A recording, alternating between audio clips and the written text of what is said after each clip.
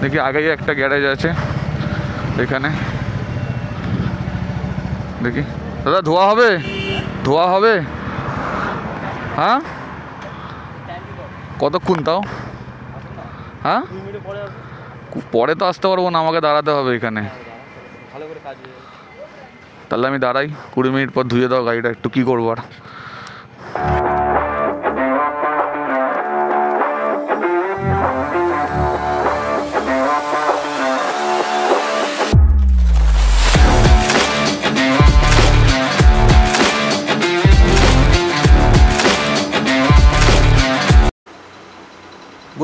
Good morning everyone.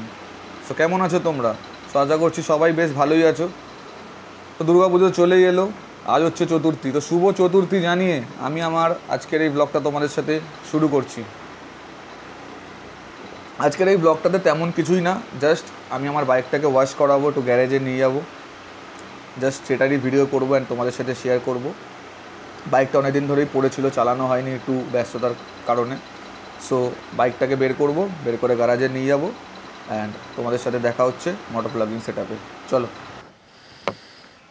তো এই যে আমার বাইক এখানে দাঁড়িয়ে আছে, এই ঢাকা দেওয়া। এটাকে ওঠাই এখন। কন্ডিশন দেখো জাস্ট কন্ডিশন, ধুলো ধুলো হয়ে গেছে। সিটটা একটু ঝেড়ে নিই, তাহলে বুঝতে পারবো না।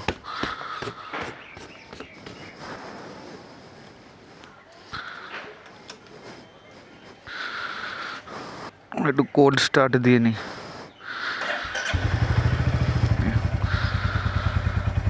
তো আমি কিন্তু নর্মালি আমার বাইক বাড়িতেই ওয়াশ করি, আমার পাইপ টাইপ সবই রয়েছে বাড়িতে। সো অনেক দিন ধরে বাইকটা পড়েছিল, তো তাই সেই কারণে একটু গ্যারেজে নিয়ে যাচ্ছি একটু ডিপ ক্লিনিং করানোর জন্য। বাইকটা যথেষ্ট ময়লা হয়েছে এই কদিন ধরে, যা বৃষ্টি হলো, আর বর্ষাকালে তো বাইক নোংরা হবেই।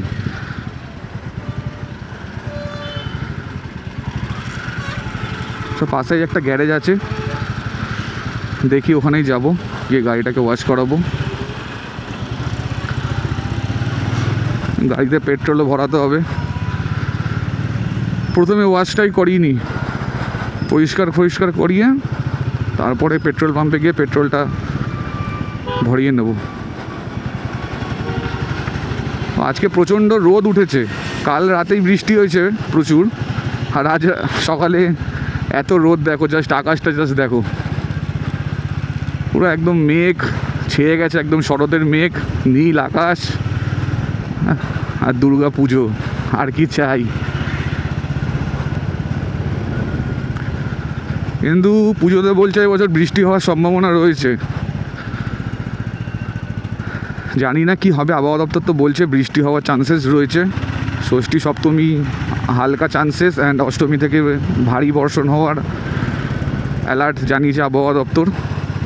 ঠাকুরের কাছে প্রে করছি বৃষ্টি যেন নাই হয় পুজোতে, কারণ এই একটা বছর প্রতিটা বাঙালি, প্রতিটা মানুষই অপেক্ষা করে থাকে এই দিনটার জন্য, যে দুর্গাপুজো কবে আসবে। আর তার থেকে বড় কথা, যারা ব্যবসা করে তারাও এই 4-5টা দিনের জন্যই ওয়েট করে যে আমাদের ব্যবসাটা একটু যাতে ভালো হয়। সো তাই জন্য ভগবানের কাছে প্রে করছি বৃষ্টি যাতে নাই হয়, সবাই যেন সুস্থভাবে ভালোভাবে দুর্গাপুজোটা কাটাতে পারে অ্যান্ড আনন্দ করতে পারে। কারণ আমাদের বাঙালিদের কাছে দুর্গাপুজো মানেই হচ্ছে কিন্তু আনন্দের এই 5টা দিন।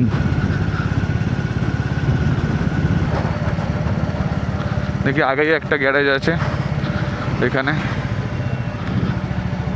দেখি দাদা, ধোয়া হবে? হ্যাঁ,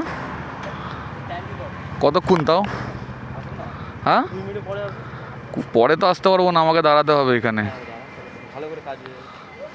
তাহলে আমি দাঁড়াই, 20 মিনিট পর ধুয়ে দাও গাড়িটা, একটু কী করবো আর।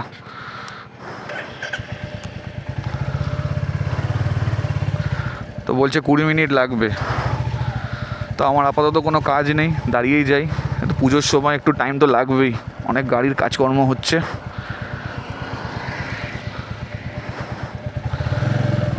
তো দাঁড়িয়ে যাই, বাইকটা রাখি সাইড করে। কোথায় রাখবো গো?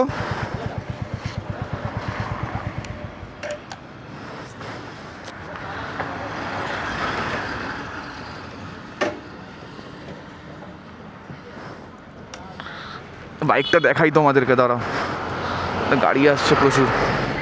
বাইকটার অবস্থা দেখো, ধুলো পড়ে মানে একদম মাটি পড়ে কি অবস্থা হয়েছে। তো এটা বাড়িতে ধোয়া প্রায় বলতে গেলে অসম্ভবই। ধোয়ানো যাবে না কেন, ধোয়ানো যাবে, বাট ধুলে সেই লেভেলে পরিষ্কারটা হবে না। সেই কারণে গ্যারেজে নিয়ে আসা, ওয়াটার প্রেশার মেরে ধুয়ে গাড়িটাকে জাস্ট ক্লিন করে দেবে, একদম ডিপ ক্লিনিং হবে আর কি। 20 মিনিট পর এবার আমার বাইকটা ওয়াশ হবে। 20 মিনিট না, বেসিক্যালি বেশিই লেগে গেল টাইম। এবার আমার পালা।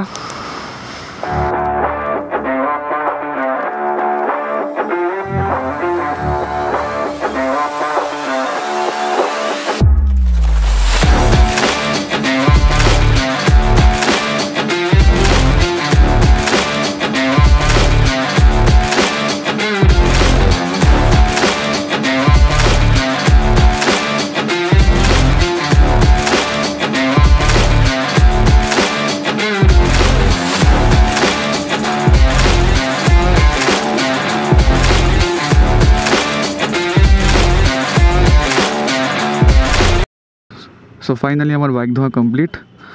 সো এখন জাস্ট একটু মুছে মাছে দিচ্ছে বাইকটা, তো পেমেন্ট করবো আর বেরিয়ে যাবো।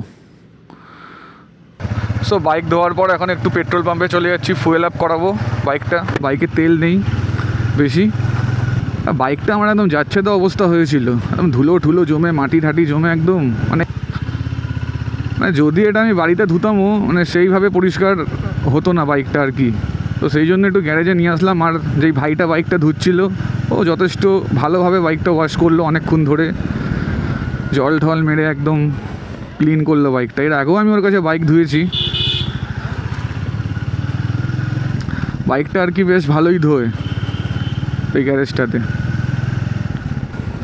সো আমাকে প্রথমে বলেছিল 20 মিনিট মতন লাগবে, একটু ঘুরে আসো। আমি ভাবলাম না, দরকার নেই, আবার ঘুরে আসবো, আবার কারোর লাইন লেগে যাবে, তার থেকে বলে 20 মিনিট ওয়েট করেই যাই। একটা বাইক ধোয়ার পরই জাস্ট আমার বাইকটা ধুয়ে দিল।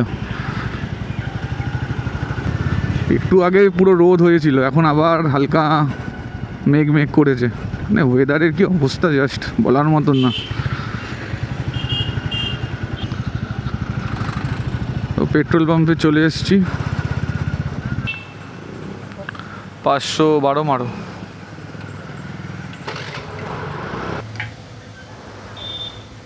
$4.85 লিটার।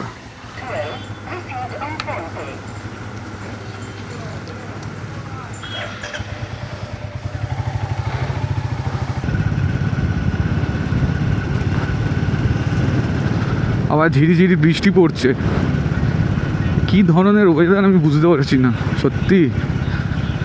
মানে একবার রোদ উঠছে, একবার মেঘ হচ্ছে, আবার এখন ঝিরিঝিরি বৃষ্টি পড়ছে হালকা রোদের মধ্যেও। মানে আজও ওয়েদার আর কি। তো বাড়ি গিয়ে আরও একটা কাজ বাকি আছে, যেটা আর কি একটু বাইকে WD-40 স্প্রে করে নেবো। বাইকে চেন ক্লিন, চেন লিউব আমার করাই আছে অলরেডি, কিছুদিন আগেই করিয়েছি। তো এখন বাইকের chain clean and chain lube করার প্রয়োজন নেই, জাস্ট গিয়ে বাড়িতে গিয়ে একটু WD-40 স্প্রে করে নেবো বাইকে। সো পুজোর পরে একটা লং রাইডে যাবো আর কি। সো বাইকটাকে সার্ভিস সেন্টারেও দিতে হবে, পুজোর পরেই যা করার করবো। মানে লং রাইডে যাওয়ার আগেই বাইকটা সার্ভিস সেন্টারে নিয়ে যাব আর কি, যা যা কাজ আছে সেগুলো করিয়ে নেব বাইকের।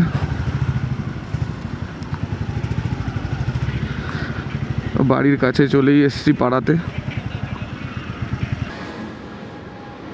সো এই যে WD-40, এটা আবার একটু বাইকে স্প্রে করে নেবো আমি। প্রথমে এই চাবির এই জায়গাটা একটু স্প্রে করে নিলাম। সো জং রাস্ট যেগুলো লেগে থাকে আর কি, সেগুলো ক্লিন হয়ে ফ্রি হয়ে যায় জায়গাটা। না একটু ট্যাঙ্কে স্প্রে করে নেবো, ট্যাঙ্কির লকটাতে। এগুলো আর কি একটু সেলফ কেয়ার আর কি, বলতে গেলে বাইকে সেলফ কেয়ার। আমরা মানুষ যেরকম আমাদের সেলফ কেয়ার করি, সেরকম একটু বাইকটারও সেলফ কেয়ার করা উচিত। কি বলো তোমরা? এখানে একটু স্প্রে করে নিলাম,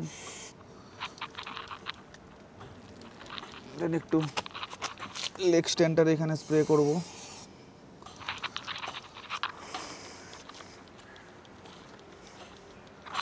এখানে একটু নাটসগুলো আছে এগুলোতে একটু স্প্রে করব, বাইকটা আর কি বেশ ভালো থাকে।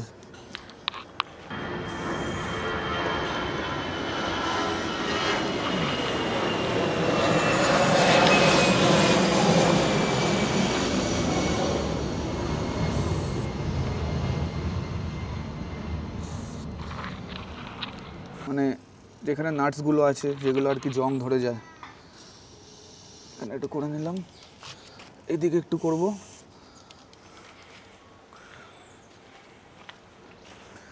এদিকে একটু করব, এদিকে একটু করব। আমরা মানুষরাও যেরকম আর কি নিজেদের যত্ন নিই, সেরকম বাইকেরও যত্ন নেওয়া উচিত। কারণ আমার কাছে হচ্ছে আমার বাইক আমার সাথে কথা বলে। সো যতটা পারি এই জন্য বাইকটাকে মেনটেন করে রাখি আর কি। সো এই যে বাইক,